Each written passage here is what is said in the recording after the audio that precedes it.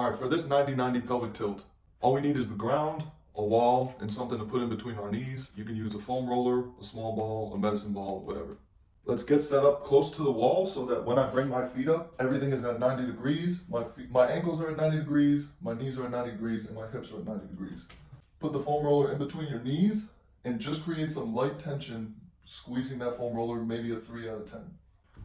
The first thing that I want to do is just breathe into the floor and get comfortable with the breathing cadence. Remember, tongue on the roof of your mouth, breathing in through the nose, not pulling from the nose or the neck, pull from this diaphragm area.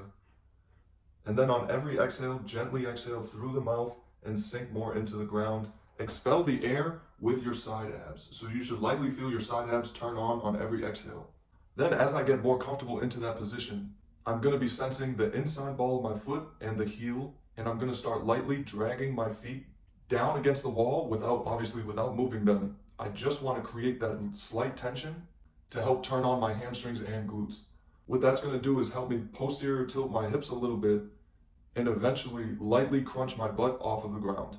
Here, I'm not trying to bridge my butt all the way off the ground. I'm honestly just using that foot sense to turn on these hamstrings and lightly tuck this butt off of the ground. And just with the most subtle movement and the slightest tension in my hamstrings, I'm already going to feel my butt start to crunch off the ground. And then with my breath, I'm trying to calibrate evenness between my right leg and my left leg. And again, every exhale should be creating tension in these side abs so that I can build that connection between my core, my glutes and my hamstrings, and also my adductors.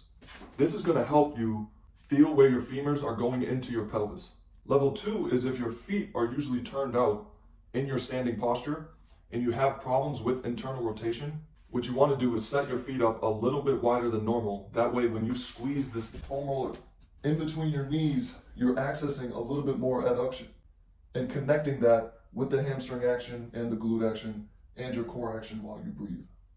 So again, 5 to 10 deep, slow breaths. What we are doing is stacking the joints in this position, bringing a sense of ease to our mind so that we can adapt to that position.